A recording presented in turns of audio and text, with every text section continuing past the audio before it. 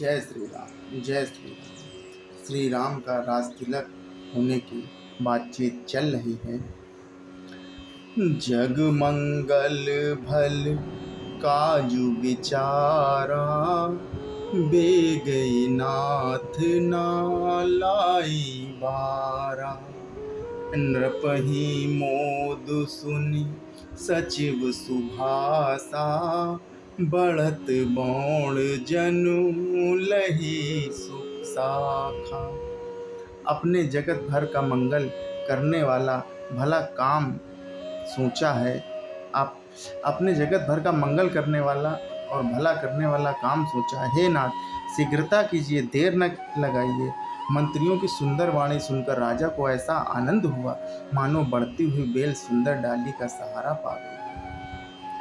कहियो भूप मुनिराज कर, जोई जोई आयसु होई। राम राज्य अभिषेक हित, बेकी करऊं सोई सोई।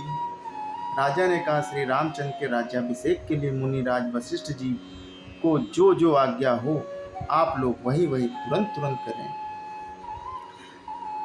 हरसि मुनीस कहो मृदुबानी, आनहु सकल सुतीरथ पानी। औषध मूल फूल फल पाना, कहे नाम गनी मंगल नाना। मुनिराज ने हर्षित होकर कोमल वाणी से कहा कि संपूर्ण श्रेष्ठ तीर्थों का जल ले आओ।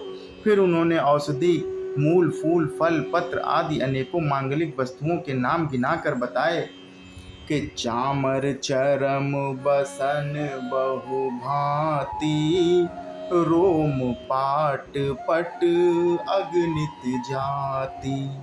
मणिगण मंगल वस्तु अनेका, जो जग जोग भूप अभिषेका। चंवर मृग चर्म बहुत प्रकार के वस्त्र, असंख्यों जातियों के ऊनी और रेशमे कपड़े, नाना प्रकार की मणियां रत्न तथा और भी बहुत सी मंगल वस्तुएं जो जगत में राज्याभिषेक के योग्य होती हैं, सबको मंगाने की उन्होंने आज्ञा दी। वेद विदित कही सकल विधाना, कहिहु रचहु पुर विविध विताना। सफल रसाल पूग फल केरा, रोपहु बीथिन पुर चहु फेरा।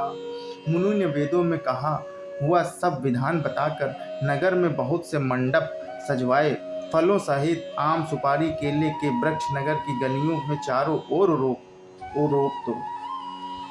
दो मतलब लगा दो। कि रचहु मंजू मणि चौके चारू, कौह बनावन बेगी बचारू। पूजहु गणपति गुरुकुल देवा, सब विध करहु भूमि सुर सेवा। सुंदर मणियों के मनोहर चौक पुरवाओ और बाजार को तुरंत सजाने के लिए कह दो। श्री गणेश जी गुरु और कुल देवता जी की पूजा करो और भूदेव ब्राह्मणों की सब प्रकार से सेवा करो। कि ध्वज पताक तोरण कलश, सजहु तुरग रथ नाग। सिर धरि मुनिवर वचन सबु, निज निज काजहि लाग।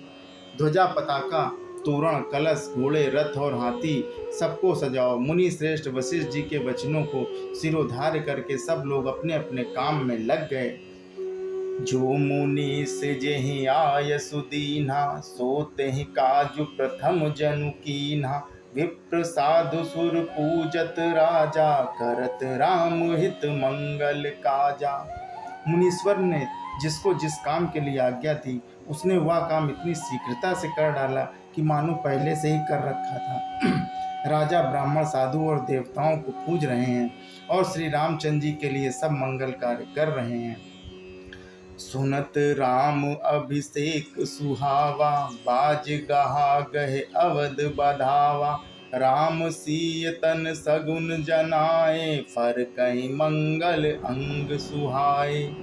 श्री रामचंद्र जी के अभिषेक की सुहावनी खबर सुनते ही अवध भर में बड़ी धूम से बधावे बजने लगे। श्री रामचंद्र जी और सीता जी के शरीर में भी शुभ शकुन सूचित हुए।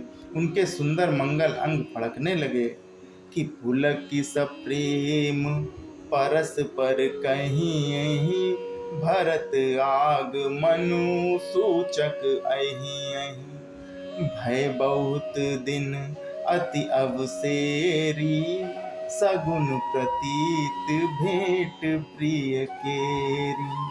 पुलकित होकर वे दोनों प्रेम सहित एक दूसरे से कहते हैं कि ये सब शकुन भरत के आने की सूचना देने वाले हैं।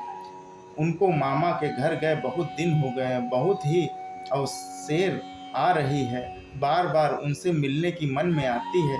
शकुनों से प्रिय भरत के मिलने का विश्वास होता है कि भरत सरिस प्रिय को जग माही यही सगुन फलु दूसर नाही। राम ही बंधु सोच दिन राती अंडन कमठ हृदय जही भांति।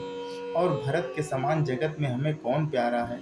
शकुन का बस यही फल है, दूसरा नहीं है। श्री रामचंद्र जी को अपने भाई भरत का दिन रात ऐसा सोच रहता है जैसे कछुए का हृदय अंडों में लगा रहता है। एहि अवसर मंगल परम सुनि रहे से उरन वासु शोभत लखि विधि बढ़त जनु बरिधि बीच विलासु।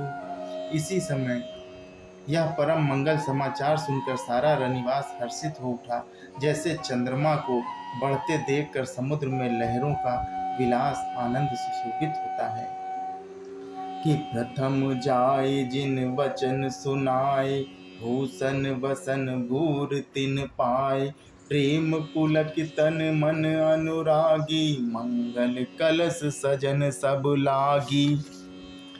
सबसे पहले रनिवास में जाकर जिन्होंने ये वचन सुनाए उन्होंने बहुत से आभूषण और वस्त्र पाए। रानियों का शरीर प्रेम से पुलकित हो उठा और मन में प्रेम मग्न हो गए। ये सब मंगल कलश सजाने लगी। जय श्री राम, जय श्री राम।